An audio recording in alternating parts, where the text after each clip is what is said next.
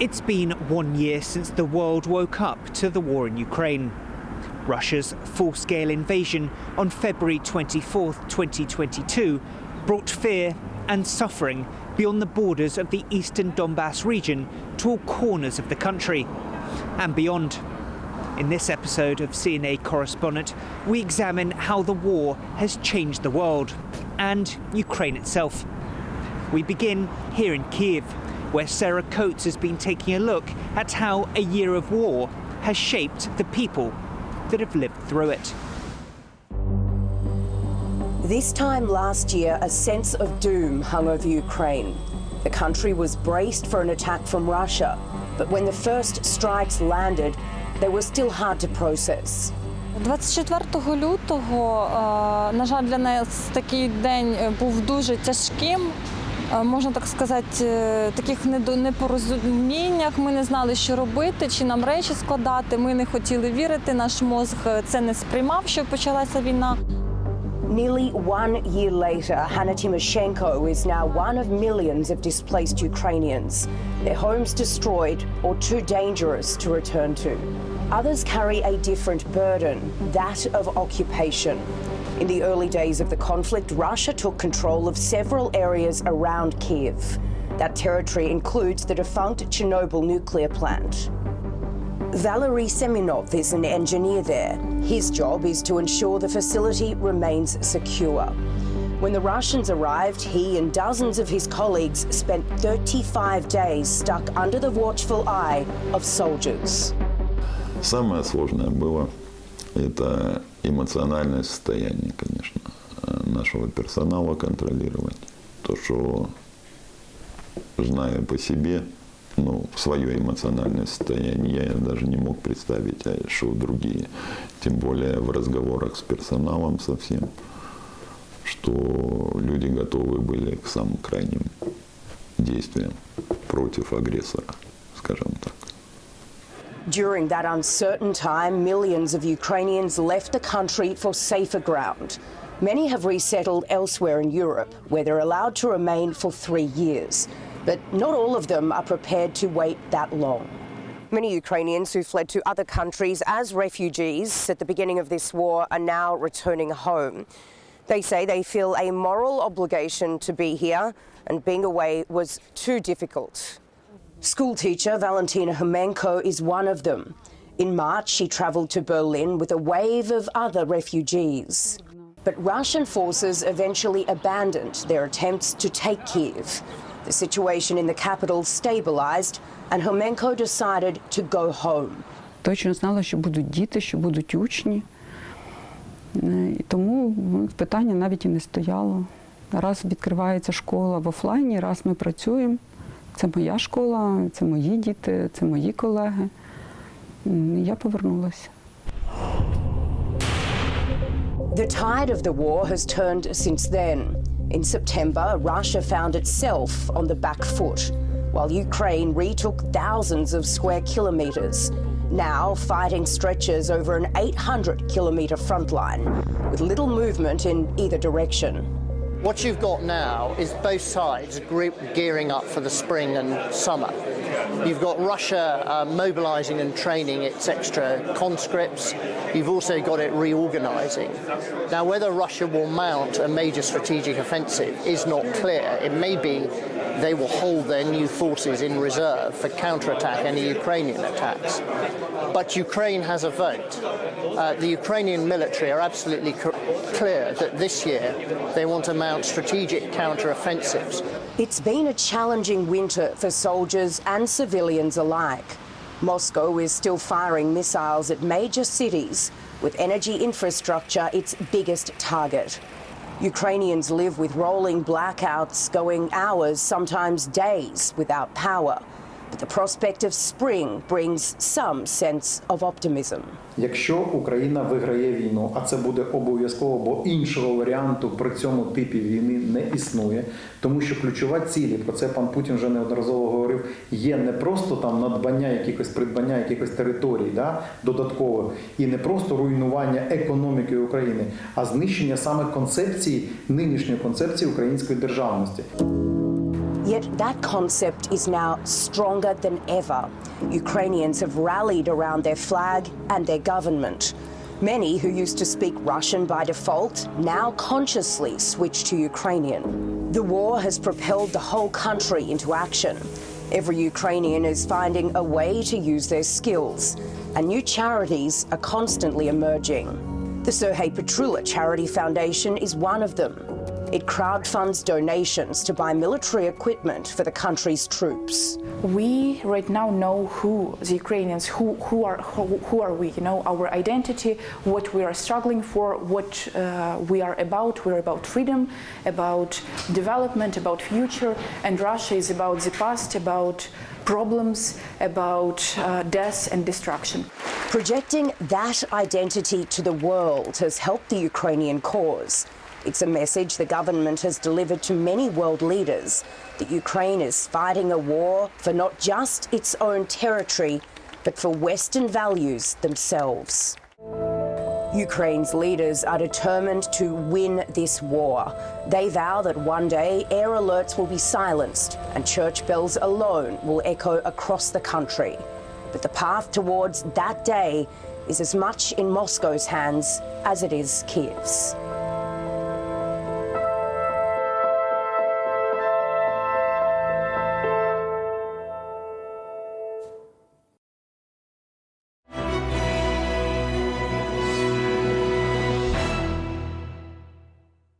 Far from the front lines here in Moscow, you have to look quite hard to find any signs that there is a military conflict going on.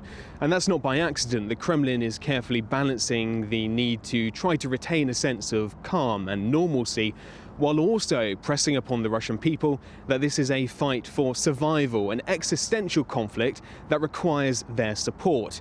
But if you look carefully around the city, you can start to see signs that not everything is the same as it was last year. A normal winter's day in modern Moscow. Young men working, people enjoying themselves, restaurants open. But that's not a McDonald's, that's Vkusny i Tochka. And that's not a Starbucks, it's a Stars Coffee. Just two of the American brands that packed up and sold their stores to Russian owners when doing business here became taboo. And this is why. Russia's special military operation against Ukraine. The city's not littered with signs like this, but if you know where to look, you can spot them. The Latin alphabet Z and V were painted on the sides of tanks when they attacked Ukraine a year ago. Now they remind people in Russia to support the Russian military. Outside this ice rink near the Kremlin, I asked people if the military operation has changed their lives. Конечно, зарплаты, конечно, не уменьшились, это однозначно. Первично то, что мои дети уехали, наша семья разрушилась. Вот это для меня самое важное, самое главное, что произошло. Others say their lives have barely changed at all. Все хорошо, все нормально. Надеемся на свое правительство. Нас Путин, мы его любим, мы уважаем. Для нас он гордость. Others are too afraid to speak to us. People can get in a lot of trouble for expressing anti-government positions. Participation in anti-war protests saw thousands fined and hundreds jailed. After years of the Kremlin suppressing political opposition, the closest to public dissent you'll find on an average day is a bouquet of flowers lying at a statue to a Ukrainian poet, or perhaps a blue and yellow ribbon wrapped around a monument to victims of political repression. None will be there for long. But thousands of kilometers from Moscow, in the Siberian city of Novosibirsk, city councillor Anton Katavin has found a little more wiggle room to be critical. He's trying to support those struggling with local issues and the effects of the so-called special military operation without breaking the law. Not an easy task. It's not a repression for us, it's like everyday life. So, well, yes, I was fined, I was in a political jail, my house was searched one time, but it's sort of fine. This is life in... Yes, I think it's life for a politician in Russia. Every Friday at his constituency office, he hosts a live stream on YouTube to provide advice and answer people's questions. Recently, a local man who admitted to teaching his son pacifism was investigated by Child Protection Services. The families of mobilised men wanted to know how to secure them food and equipment. Right now, people are coming for me for the same problems that they came for 2020, for the year 2021. It's all the same. But the perspective slowly changed. They ask more questions right now. Maybe our government is not correct. Maybe we are doing something wrong. Kartavin believes democracy and elections are still the best way to change direction. He says people need alternatives to vote for, despite the risks of being an opposition politician. The thinking of those people is a subject many want to understand both inside and outside Russia. Among them, the independent Levada Center, labelled a foreign agent by authorities.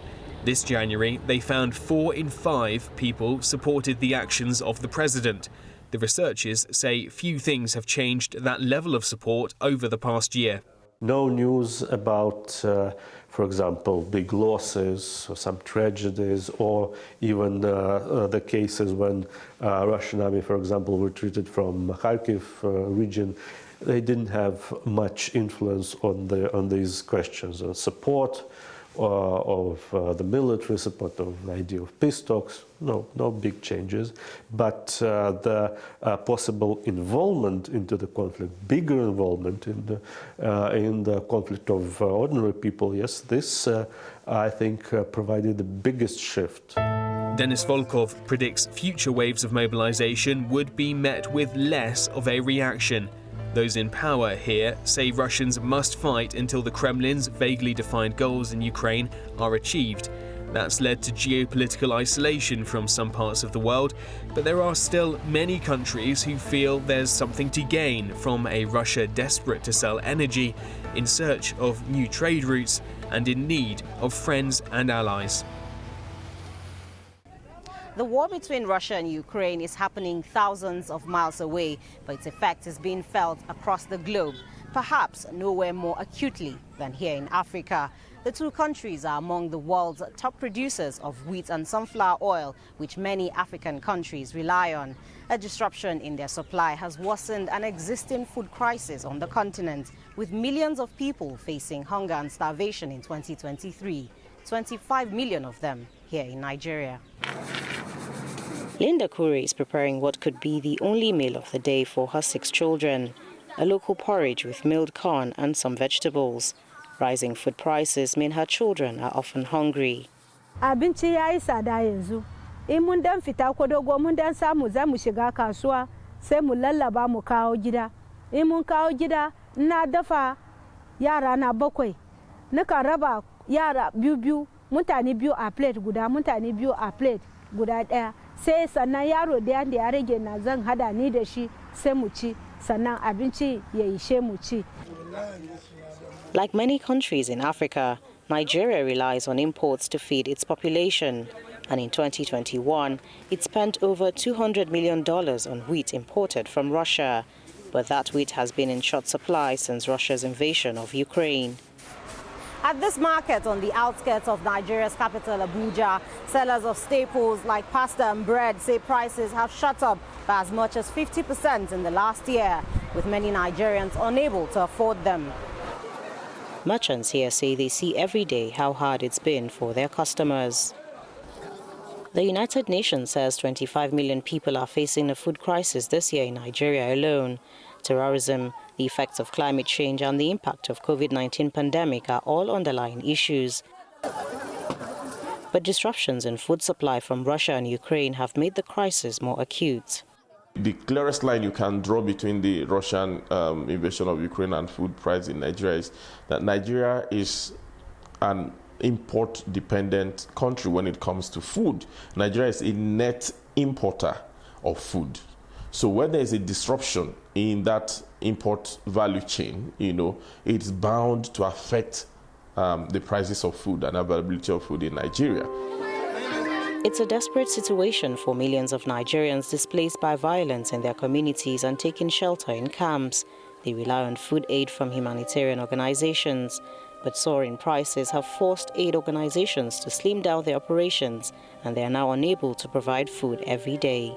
If the war continue, the war between Russia and Ukraine continue, and the food prices continue to increase on this scale, We cannot be able to feed the number we are feeding now. Before the war, we feed like 5,000. But now, because we have to scale it down and feed maybe just 300. Children are among the most vulnerable, and feeding them is top priority at this camp in Abuja for the internally displaced. Fatima Abubakar lives here with her 3 children.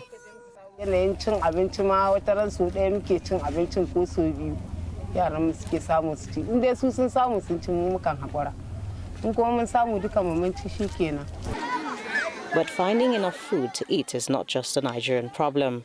Uganda hosts more refugees than any country in Africa, and it's struggling to provide food for them. In South Sudan, nearly 8 million people are expected to face hunger this year. In Sudan, grain shipments from Ukraine arrived in early September as part of an initiative brokered by the UN and Turkey to allow a safe corridor for shipping vital grains. The UN says more than 9 million tons have been exported from Ukraine through the Black Sea because of that initiative. But the shipment is still below pre-war levels and prices still remain high for poor Africans. But the war has also sent oil prices skyrocketing. And for countries like Nigeria that depend on imported petroleum products, that means having to pay more to bring the petrol in. And more in turn to transport food to hungry people. Analysts say the Russia-Ukraine war should be a lesson for Nigeria and other African countries to reduce their dependence on imports, especially food. It calls for us to then re-examine our agri policies, how we carry out these things, and how we can ramp up production of our common staple. You can't just outsource your food security to other countries. While the war rages in Ukraine, seeds are being planted for a longer-term solution to the food crisis in Africa. The African Development Bank has launched a $1.5 billion loan facility. It's meant to help farmers in 24 African countries boost production and mitigate the food and hunger crisis exacerbated by the war. A crisis that's personal, not political, for millions of people like Linda Kure, who have hungry children and few resources to feed them.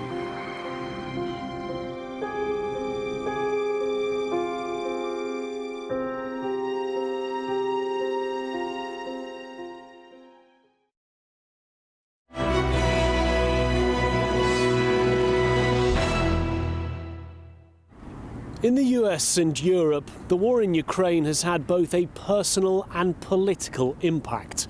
Countries have come together, with heads of state and ordinary citizens offering support. But with the war dragging into its 2nd year, there are still no clear indications of how this conflict will end. A new chapter in their lives, upended by conflict. Lydia Gavrish and her 2-year-old son Maxim fled Dnipro last March, finally finding refuge in the Belgian capital, Brussels. Lydia now lives with her sister and niece, who also escaped Ukraine. In this last year, so much has changed for this family. A new home in a new country with a new language to learn. But there's been no change for their homeland, a country that's still at war.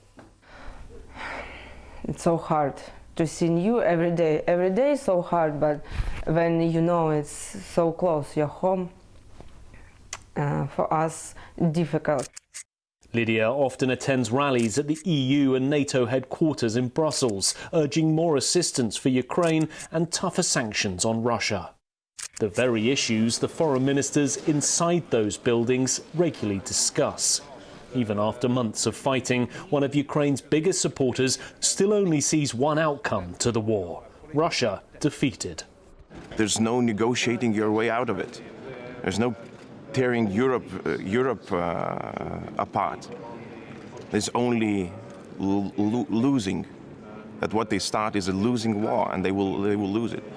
And I'm worried still that in Europe we have not grasped the concept of Russia losing to the fullest. Some leaders have pushed for peace talks, but both Ukraine and Russia have preconditions. Kiev wants Russia to withdraw its troops from Ukraine and to return the regions that it's annexed. while Moscow wants Ukraine to recognize that those newly acquired regions are now Russian-owned, and no sign that either side will budge from their positions. Bill Courtney served as US ambassador to Kazakhstan and Georgia and worked for many years in the US embassy in Moscow. The battlefield will probably continue to be the arena of competition. Typically, negotiations take place when one or both sides is exhausted on the battlefield and wants to find some other solution, and we just don't see that.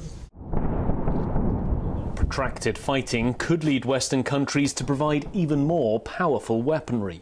Last month, after weeks of pressure, Germany and the US agreed to send tanks to Ukraine, a major shift in strategy.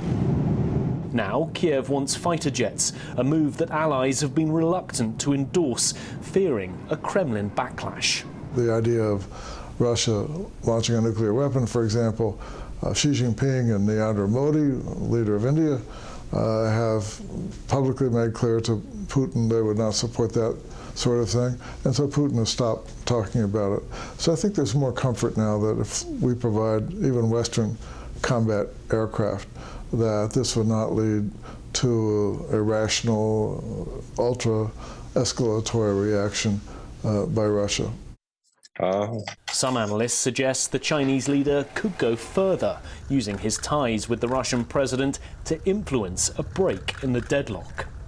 Meanwhile, in the US, as the Ukrainian President Volodymyr Zelensky lobbies policymakers for support, domestic politics may impact year 2 of the conflict. A group of 20 hardline Republicans in the House of Representatives has threatened to block future funding to Ukraine. You've got 20 people who are trying to boss around 395 people, okay? Ultimately, this is unsustainable, okay? Ultimately, this isn't going to work. But in the meantime, they can make a lot of trouble and make a lot of people mad. President Biden is determined to maintain unity for Ukraine within US politics and the Western alliance in the year to come. It's been a year of change and upheaval, but one thing has remained the same. Lydia Gavrish still has the same wish she had 12 months ago. It's not change. All Ukrainians want only one. They were fast finish, and we can back home. To a homeland forever altered, no matter how long this conflict lasts.